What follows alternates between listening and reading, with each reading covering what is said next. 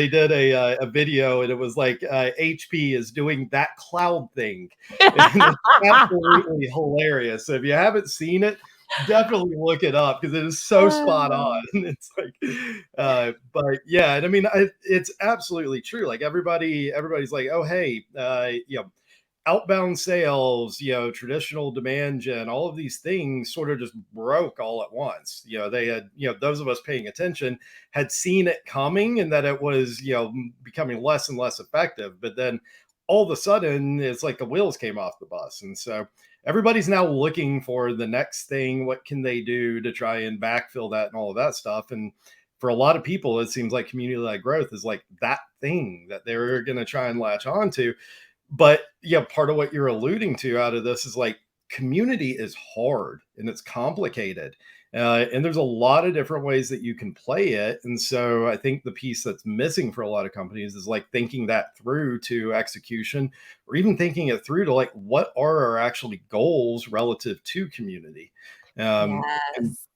so where are you guys in that process? I know that you're early within that, but what are some of your goals or thoughts around how you're going to try and configure and leverage community-led growth? Yeah, and I love what you just said because I think the other thing it feels like maybe is happening is companies are saying, "What can community-led growth do for us?" as opposed to, "What can we do for our community?" And so I think that part of the thing that's hard is you have to earn trust and credibility with your community, right? So just because I set one up does not mean people are going to come to it. I think one of the challenges is making sure that you deeply understand what is it that your users, your buyers, your customers, your prospects are trying to learn. Where are they currently going to learn?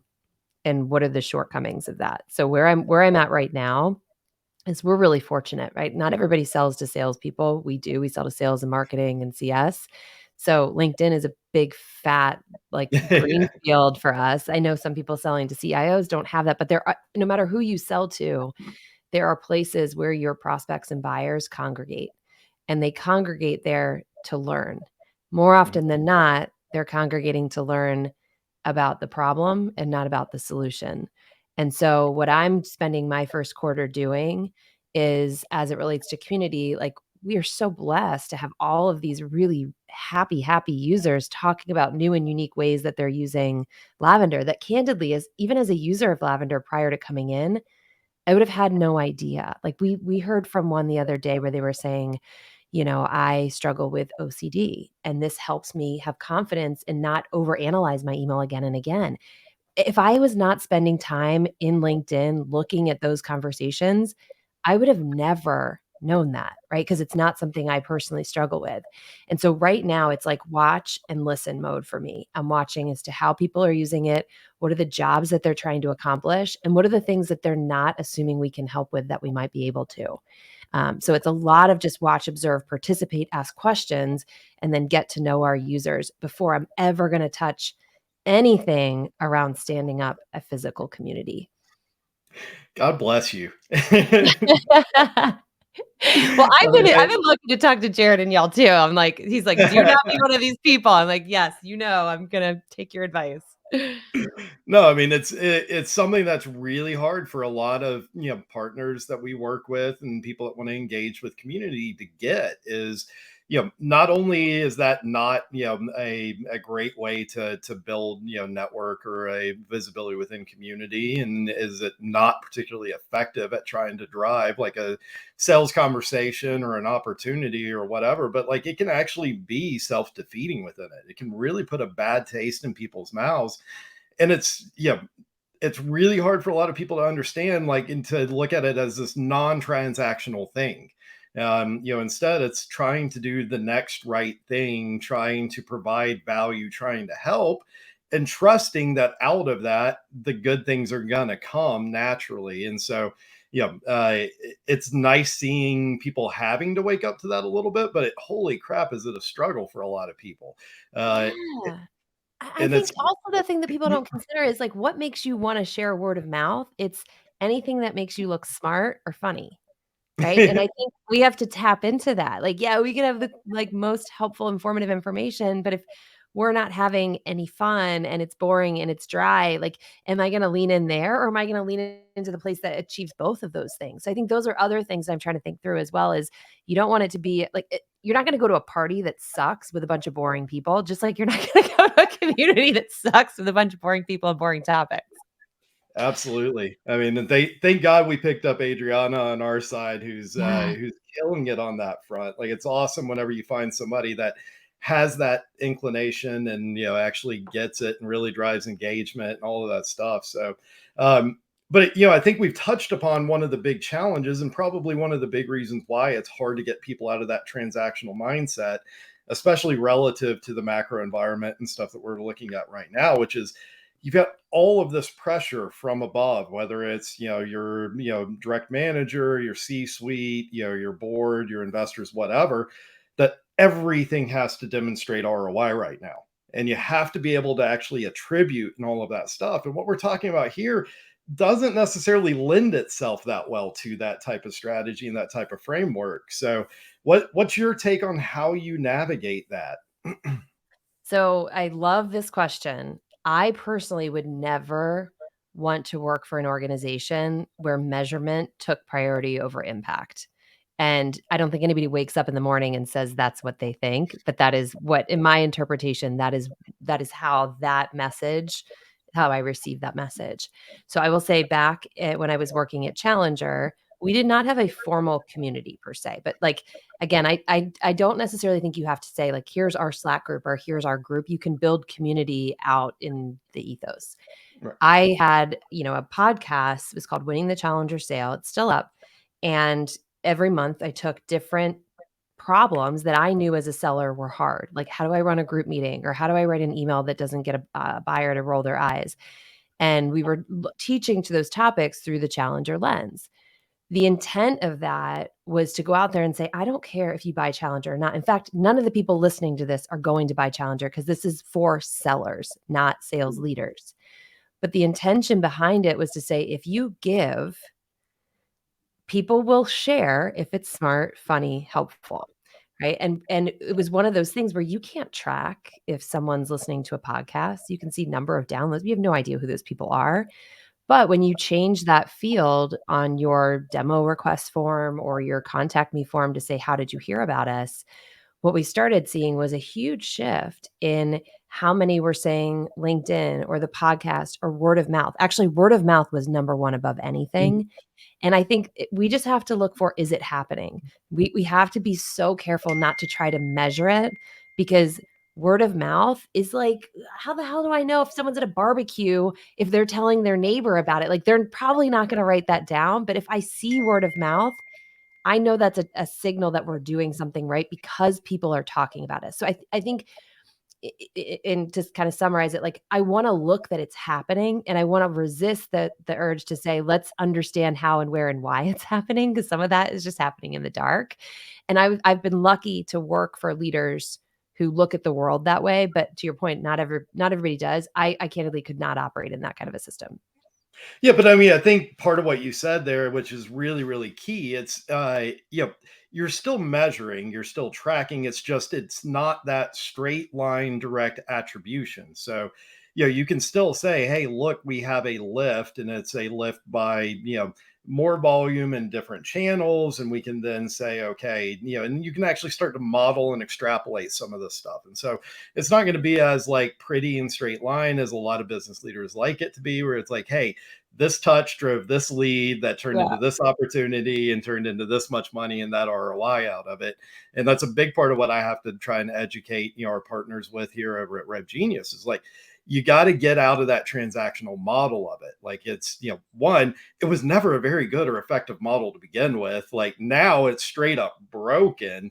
But here's how you need to think about that. Here's how you need to get a little bit more sophisticated with it. And here's how you actually go and present that to your board, to your managers, and be able to say, like, this is how I'm going to measure it. This is how we're going to see whether it's effective. This is how we're going to see whether it moves the needle. And you need to get comfortable with the fact that I can't point to specific deals and say that came from this, but I can point Oh. to it and say, like, here's your correlations, here's your leading indicators around this, and this is how you need to be comfortable with it. Because at this point, like, the old model is not working very well, where we're going to load people up with people to dial or send emails to, and they're going to reply to it, and now we know exactly what drove what. Yeah, and I think even so at my last organization, what we started doing is we put a drop down for I had a formal role as evangelist. You don't need to have a formal role as evangelist to do this, but when I would get someone in my DMs on LinkedIn saying, "Hey, you just posted about a problem. It's exactly the problem that we have. I don't know that I want to buy Challenger, but can I pick your brain about the problem?" And so we would put that as the lead, like it would be evangelist lead source. And then I could track where and how those deals progressed. And it was wild. Like we could get down to this started in a DM conversation, right? But to your point, could I tell you how that person got connected to me in the first? No, and who cares? Like it's kind of like not the point. But I think, there's a happy middle ground where we just have to have a little bit of faith that if people are talking about us, that's a really good thing. And so let's just look to make sure it's happening. Let's not try to understand every element and facet of how it happened to begin with. Yeah, and I mean, same story. I've managed the BDR teams, SDR teams under marketing, growth, demand gen at pretty much every company that I've worked at, which is still shocking to me outside of the norm. But one of the things that I had to get my arms around and then be able to explain and get everybody comfortable with was the fact that most people out there are like me. Like, they would prefer to go spend, twice as long banging their head against the wall with somebody's terrible website to go place an order Yeah. versus pick up the call and talk to somebody. And it's the same story. Like, the thing that may have gotten their attention, whatever, may have been the effort by that rep, but they're still going to come to the website and fill out a form. And so, like, trying to connect those dots from an attribution standpoint, whether it's on the community side of things, whether it's on the evangelism side of things, whether it's on the outbound side of things, like, it's gonna be impossible to connect those dots all the time, and arguably the majority of the time. First of all, I just have to say, like, that is exactly who I am. When I was standing up kind of my side business, I was trying to buy a website, and I sat on this chat for almost 2 hours, and my fiancé was like, "Just call." I'm like, "I will do anything to avoid a physical conversation." So I feel you there. I feel you there. But that I think is our opportunity, right? If we can catch someone where they're learning, when they're learning with really helpful content that is actually not solution centric whatsoever. Like there was an example, actually, I think it was Spotify. I was thinking about standing up a separate podcast and I was Googling it, and Spotify had done this amazing article that was like, here's everything you need to know, start to finish, about what it takes to stand up your own podcast. And they didn't start talking about the hosting platform until like number 15 or 16. It was just looking at the higher order job to be done. And because they were so helpful, that's where I was like, okay, well, I'm going to go here because they clearly understand their user and can help their buyer. So I think if we think about it like that, right, if we create content with that in mind, and then we share that in communities where people are trying to solve problems, that's a great way to drive pool into our business. Absolutely. Whoa, is that you or me that's Sorry, that's going off? mine. Okay. I was like, is that mine? Oh God. Yeah. And the content piece of it obviously is important. So, like, I would dare say a lot, maybe the majority of people listening to us, whenever we talk about community-led growth or community engagement, stuff like that, they're thinking about having conversations directly with people. But the content piece of it is absolutely critical and essential, and it allows you to do, like, to let the content do a lot of the legwork. You don't have to be there and be part of every conversation. If the content's good, then it's going to get out there. It's going to get into those conversations. It's going to drive conversations. And so, what's your interaction with your content or marketing team relative to this? And how are you guys strategically leveraging Yeah, I don't know if it's strategic or not, but I'll tell you how we're leveraging it. that? So we our philosophy is sort of, um, only create helpful educational content in nature about the job to be done. And when we do that, ungate it with the belief system that if the content is good, it will drive people to us. It was another thing that I really admired about this. And because let's be honest, like I spent my entire career in sales. I had all of these assumptions about marketing. And I was like, I don't want to go there. I don't want to be talking about MQLs and gating things and like frustrating our sales team. And so a big part of why I came here is because that thinking is non-existent.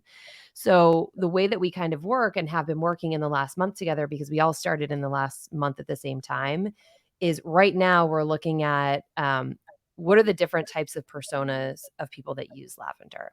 And then within that persona, what are the things that not only they're being measured against, but what are the things that are really, really hard for them, where there's a lot of conventional wisdom that sends them in the wrong path. So like one, for example, might be SDRs are often held to a activity metric that is unreasonable, unhelpful, and ends up with a ton of, calls that are essentially just wastes of time for salespeople. Like if you look at our marketing team, half of us are actually former sellers. So people think it's like, oh, you're just hiring creators and it's a creator-led strategy. It's not. What their intention was is to hire people who did the job and can bring that to our marketing effort and can bring that context. So we've got like half of our team is really, really good at the true marketing aspects of like how you write great content and how you produce great videos. And then the other half of us are sort of supplementing, here's what made that job hard. Here's what I was always told by my manager. And here's why that didn't work. And so you blend those two things together. And I think what we can do and what we're excited about is give content that doesn't just help the person with that job, but helps that person manage up and say, I know you've been asking me to do this. Here's a credible organization, and here's what they see in their data around why that doesn't work. And so I think we can pull from our own experiences as to what are those difficult conversations where you need data to defend, like pushing back on a boss. And I imagine that you're leveraging the community and the engagements there to help inform that on top of what you guys are bringing to the table internally as well. Yeah, and this is where I really admire how this business has approached it, is because we again, we hired a bunch of creators. We all have public personas.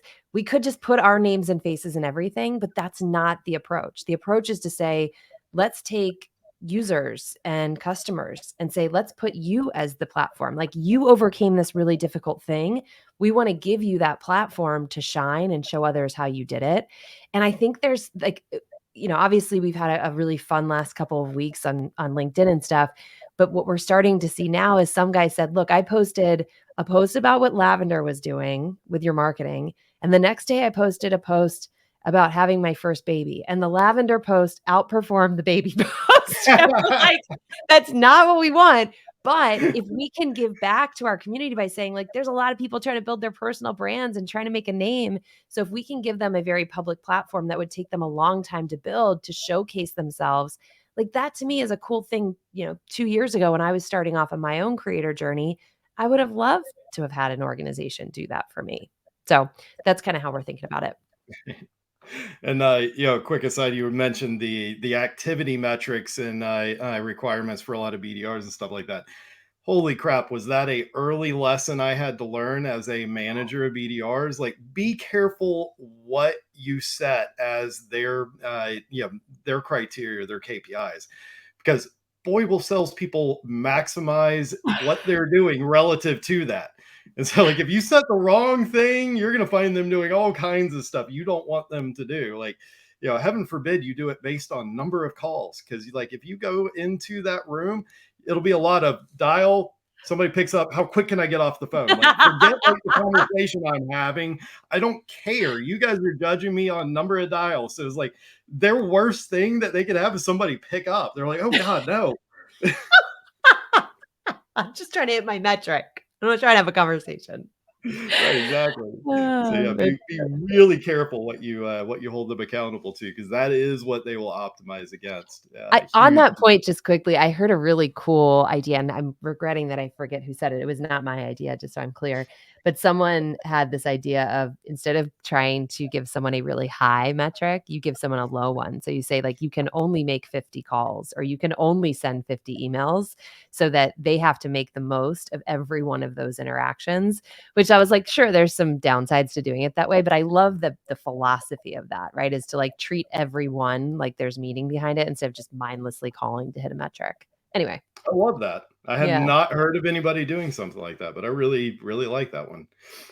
Cool. So one of the things that you talk about is creating mega fans around brand. Unpack that a little bit. What actually goes into that? What are you actually talking about whenever you talk about mega fans? Yeah, so to be clear, I think the product creates the mega fan, but we create the megaphone for the mega fan, right? So like you can't make up for a bad product that doesn't do what it says it's supposed to do and doesn't help the buyer. But if you can check that box, right? The next thing to do is how do you get someone to want to cheer you on? Because there's a lot of choices for where they spend their time. And this is something, again, I want to be super clear. Like, I didn't build Lavender mega fans. When I came into this company a month ago, there were already a ton of mega fans. But if you look at what our founders have done, is they've recognized the importance of being present where our users are, which again is LinkedIn, Twitter, Instagram, TikTok. And so they showed up and they had conversations around the things that were hard and they gave and gave and gave. And I think it was a really different approach than a lot of founders take because it wasn't like, I'm a founder, I'm above you, Mr. or Mrs. SDR. It was, they were literally reaching out and people were asking them questions and they would help them. They would do coaching sessions and say, we can get back to Lavender, but let's just coach you on what a good outbound email looks like. So that was one thing.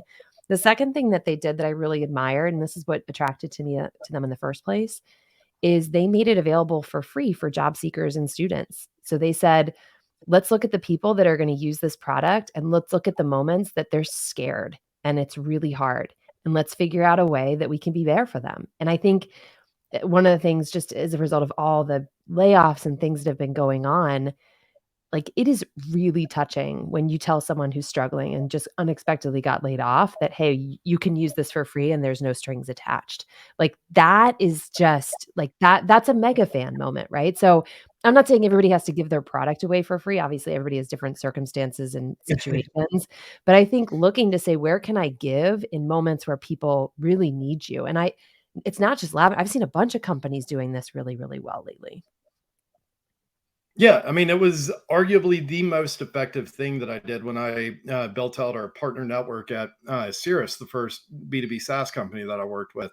I went out and talked to, we were Salesforce integration. So, the only people we could sell to were people using Salesforce. So one of the very first things I did was went out and talked to all of the partners, all the consultants within, the Salesforce community, because of course they've got listings for all of this stuff. All that information's out there to go mine and be able to do. This was before you could, most of us knew how to scrape anything. So it was like, okay, I'm just going to click through on all of this stuff. But I had more conversations with partners than I could count. And the top two things that they wanted was, one, to make sure that the product did what it promised because they wanted to look good. And two, they wanted to be able to use it. And so that's what we wound up doing. We gave it away to everybody who was a Salesforce consultant, a Salesforce partner. We spent a lot of time on calls with them, with their clients, like, how do we do this, whatever, with no guarantee, no requirement for a sales conversation, no nothing. It was just like we were there to support the partner ecosystem. And I believe, deep in my heart, even though that straight line attribution piece was always damn near impossible, that was one of the biggest things that we did early on. That was the secret to our success, was going and doing that and supporting that partner ecosystem, which by extension meant that we were supporting the bulk of the Salesforce ecosystem. Yeah, I love that. And I think, even if you can't physically give away a product like you and I were able to, if I reflect on my experience at Challenger, there, it was you can't give Challenger away. There was no like individual courses. But what we did say is let's give so much that people are like, why are you not putting this behind a gate? And so the whole podcast was essentially being like, here it is. Here's how challengers do this. Here's how they do this. Here's how they do this.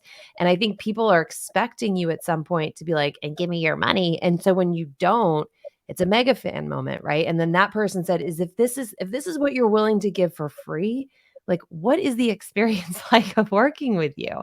And I think, it's this really tough decision I think businesses have to make around how much do you want to hide and like keep, hidden from them versus how much are you willing to open up and say, we're going to teach you what we know about this problem with the belief system that you're going to come back to. Some of you are going to come back to us and want more.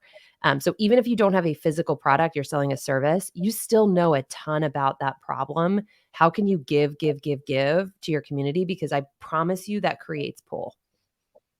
Oh, it absolutely creates pull. And I mean, the dirty little secret, and hopefully most people are not being motivated by this, but a big reason why it creates the pull is it creates a feeling of reciprocity.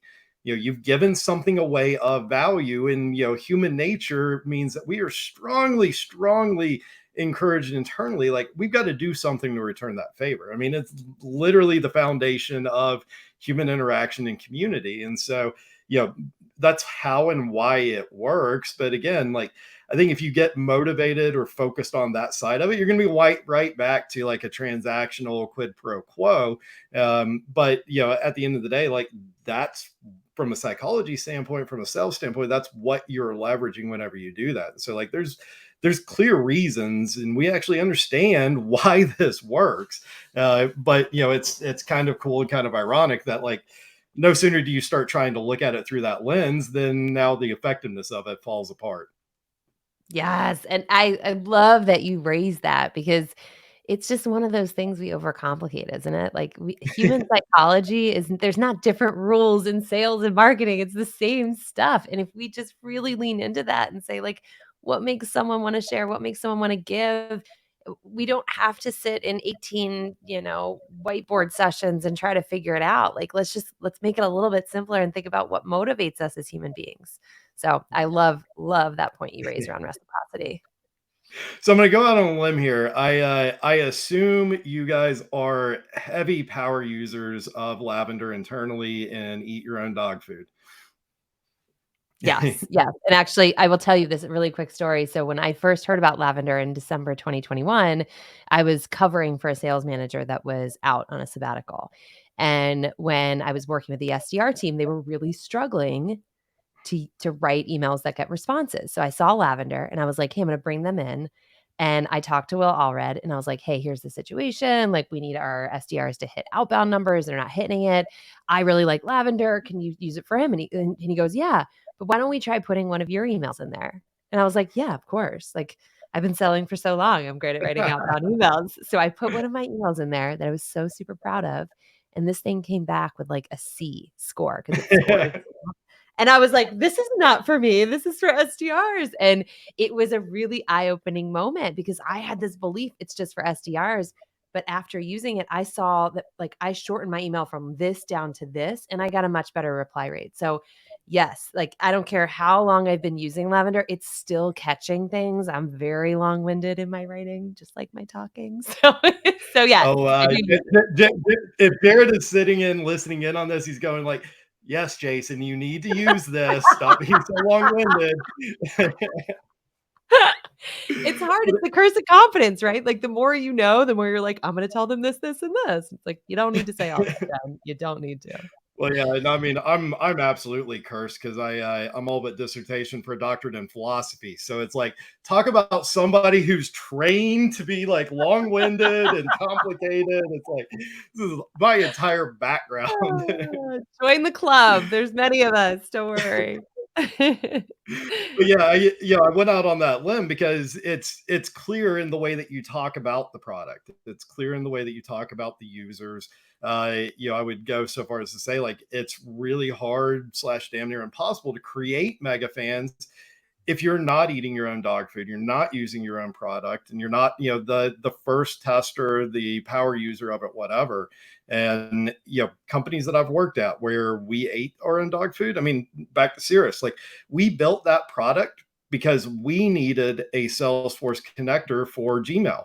It was like we were looking at it. It was like, this process, this workflow sucks, like switching between tabs and copying and pasting. And it was like, there was an Outlook connector. It was like, we need one.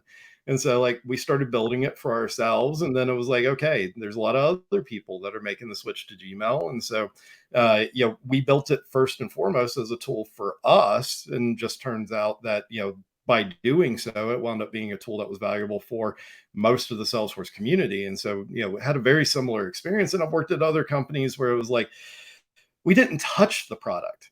And it was like, oh God, like it was especially from a marketing demand gen standpoint, like trying to bridge that gap to the end user, to the use cases, to the pain points was so hard because you didn't have that first party hands-on experience with it to be able to gather that and get those insights.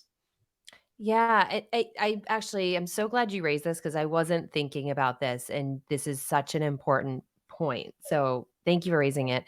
I think there are a lot of people who are like, "Yeah, but Lavender's selling to salespeople, so it's easy for you." And sure, it is, right? Like, you can hire a salesperson into marketing who understands the jobs to be done. What makes it hard? It's easy.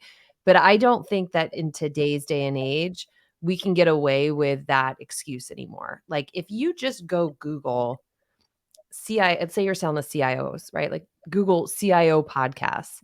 You can sit there and listen or read transcripts of what CIOs are talking about with other CIOs. You can go to meetings and forums and join communities. Like there's just too much information sharing for us to be like, oh, I'm not a CIO, so there's no way I could know that. You have a CIO probably at your own company. Like ask them. But I think what you raised is such an important point because if you're not a salesperson selling to a salesperson or a marketer selling to a marketer, it is so essential that you get to that level that you described of truly understanding the jobs to be done, what makes it hard, and why that's frustrating, and how that results in costs, whether it's physical costs or emotional costs, whatever the case may be. But there's no excuse to saying like, we just can't do it. Like you can, you gotta spend some extra time. Yeah, no, our experience at Astronomer, the company that I worked at most recently before RevGenius, so we did data orchestration. So it was, the pipes and the ability to plug into all these different platforms and move data around, which, you start talking about that to a lot of people and they just glaze over. They're like, what are you talking about? Including most of the new hires on like the sales and marketing demand gen side of things. I mean, I'll be the first to admit it took me probably a solid 60 days before I was like, okay, I get it. Okay, I know what we're doing here. Holy crap, what a game changer it was whenever I brought on a data analyst that I stole from DraftKings, who happened to be somebody that also taught classes as an adjunct around this. So it was like that rare example of somebody that does the data technical side of things and can do it in layman's terms. And so like we started doing like weekly sessions with him and the sales marketing demand gen teams. And it made such a difference having somebody that was eating the dog food, using the product, had the experience, and could talk through all of these things. I mean, it was such a game changer for the team to be able to have that insight relative to it. Yeah, and I think if we look at what we spend most of our time in onboarding and ongoing training on, it's like it's product, right? Like you can afford to kill one product training session to get a customer acumen training session in and bring in that person or one of our customers or someone in the industry that's recognized as a thought leader and just pick their brain about what is hard about the job, not what's like hard about your product. That can be a separate thing, but like the bigger context around you probably don't put what our product solves as job number one. What is job number 1, 2, 3, 4, 5, 6, 7? So we can connect the dots between what we do and how we help with that. But I think like it's just such a miss when you look at these training programs. It's like, at what point are you helping people understand the job to be done from the customer and what makes that hard? Like, let's put some of that in there, please. So I love that you did that. Yeah, I mean and this is operating under the assumption that they're doing much in the way of training. I mean, holy crap, have I seen way True. too many where it's like, hey, here's your power dialer, here's your sequencing control, here's your list. Like, have at it. Go. Here's your template. Go. Oh dear God. I'm actually, I mean, as much as I hate the layoffs and all of the carnage and all of that stuff, like there's a part of me that's happy that the chickens have come home to roost on that a little bit. Like this whole idea. I mean, it was funny. I was having this conversation and describing this to somebody about like the model that everybody had been using for so long of like, hey, I'm gonna go hire people straight out of college. They may have never had a job. They've certainly not had a job in sales. We're going to go put them in a seat, give them, some tech that allows them to do this stuff at scale and say, have at it. And they looked at me and they're like, what? Like we've all been so close to it. It's like we all got so used to it, but like go share that with somebody that doesn't have that level of familiarity and like see their reaction. They're like, this was the model? Like it's like, oh yeah, yeah, like It's like it's outright absurd, right? Like, and this is something when I became the evangelist at Challenger, I realized there is this school of thought that the hardest part of sales is closing a deal. And no joke, like closing deals is hard. I'm not minimizing it.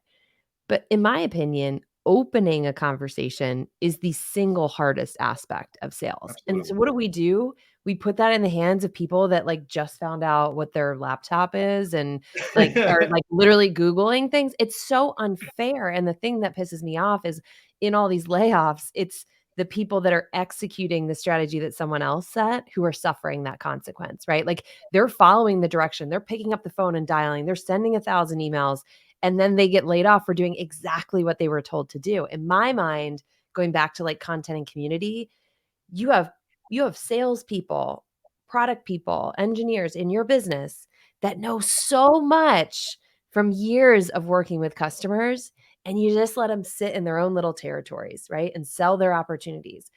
Even if you took once a month to tap that group and say, what are the 3 biggest things that feel really hard for our customers and prospects right now?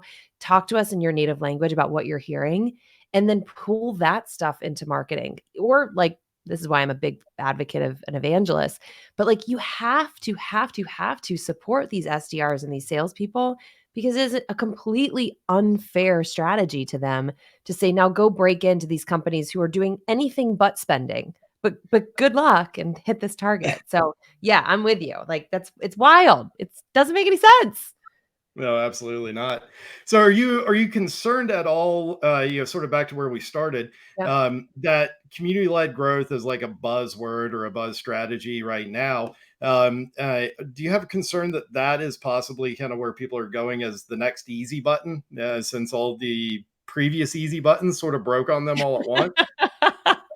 It's you know what? I love that you call it an easy button because everyone's just always gonna look for an easy button. And I just my opinion is yes. I think that's what everybody sees. And so it's gonna translate into some CEO or founder tapping someone in marketing, being like, go build a community. And like that's all they get, right? So what are they gonna do? They're gonna build a Slack group and they're gonna be like, I hope people show up and stay. And I will say, like, you obviously and your organization have so much experience here as one of the best communities out there. But even when we Well, stood up thank you. social, I mean, no doubt you're kind of the one that everybody looks to as the role model. Like when we started social, we had a lot of conversations with people to be like, how much work actually goes into starting a community? And everybody like looked at us with their deep dark circles under their eyes and was like, a lot more than you think, like a lot more. And so I just hope that before these leaders are asking their teams to go build one, they're having that conversation to understand what's involved in building it because it's a whole other job, right? And by having that, it means people can't do something else. And really making sure that the something else that they now can't do isn't actually having more of an impact than community and just jumping on the community bus to be on the community bus. 100%. And yeah, I mean, what we're talking about, the ways to do this and execute against it, like it's not easy. Like it's certainly not cookie cutter. Um, and of course, I think way too many within the space are looking for something that is easy. And we're obviously not going to diagnose or fix all of this, but like, how do we, how do people, especially if you're having to deal with like a manager or somebody like that, that is looking for that easy answer and doesn't want to listen to or isn't amenable to like, hey, this is more complicated and we need to think about this. Like we need to, and the other big piece that you hit on that, to call out is we need to go talk to people and listen. And so, how do we get the leaders within the space and stuff like that to stop making these easy button choices and looking at things from, I mean, dare we say, a lazy perspective or a lazy approach to it, like, and realize like this takes work, it takes creativity, it takes thought. Yeah, so I wish there was an easy button for this. There's not, but my my advice here is 2 things.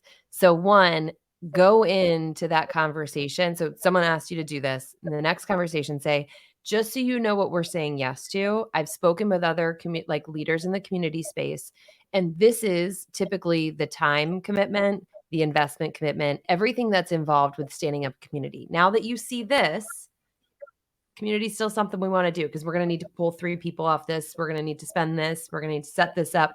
Like, do you still look at it, right? Because I think there's a certain element of this where community is this unknown, abyss term that people don't know what it means. And so I think you have to really slap someone in the face with, like, it's not just plug and play. That's part one. And then part two is going back to that question, or back to that ask and saying, sure, we can certainly look into it. But question for you, where do our customers go to learn today? And how do you know that? Because I will tell you, that was one of the questions I would ask sales organizations all the time when I was trying to sell them. It was so funny to me that very few people knew the answer to that. Like, I don't know where they learn. Well, if we don't know where they learn, it's going to be really tough for us to know, one, what to talk about, and two, what gaps there are that they aren't getting met by. So we're going to be competing against an unknown competitor. So maybe let's answer that question first. So I think it's all about slowing someone down versus saying, like, no, we're not going to do it, but helping them understand what they don't know about what's entailed in a community. Absolutely. And I mean, on the, top down side of it as well, and trying to get team members to provide that feedback. Like we just went through an exercise at RevGenius where, we had a lot of priorities and a lot of things that we knew that we had to work on and fires to put out and stuff like that. And then as we started getting some of the operational things dialed in, we wound up in a place where like a bajillion of priorities have been tossed out. And it was like, hey, we should do this, and hey, we should do that, and hey, we should do that. And I started checking in. It was like, oh my dear God, I've got people over here doing this and people over here doing this. And like, we've got no coherent, like overall strategy and nobody's moving together. And so, we went through an OKR exercise. Okay, the company's 3 top priorities this quarter are this, and we're going to break that out as far as responsibilities and priorities under that and everything like that. But the biggest piece to me, whenever you do that, is not like, hey, we've gone and mapped out everything that everybody's going to do and here are your tasks, whatever. It's instead, now you've got a heuristic, you've got a tool and a lens to be able to look at anything you're doing and saying, okay, I know the top 3 priorities. How is this moving the needle relative to those priorities? And does it do it better, worse, whatever, relative to other things that are on the plate or being tossed out? And so if you can get your team in a place, whether it's your managers under, you as a, C-suite leader or something like that, or your actual team members as a manager, whatever. But if you can get them thinking that way and challenge them on that, then you wind up circumventing a lot of these issues and problems. And you can actually start getting to a execution standpoint where like you've got alignment, you've got strategy, and it doesn't all have to come from the top. Amen. Amen. Right? Like, I think that we're in this mode right now where people are scrambling just to put their fingers in everything. Like, let's do it all because hopefully something will work. And I get it. Like, it's a very uncertain place to be and you want to experiment. But to your point, there are trade-offs that you make when you choose to spend time on anything. And if you can't make that linkage that you described, you're just distracting someone from doing something that actually would have high impact. But I think it's especially for less experienced leaders, I think it's so easy just to be like, well, this thing seems small, go do it, try it, learn from it, without understanding what that means that person now cannot go and do. Yeah, absolutely. Absolutely.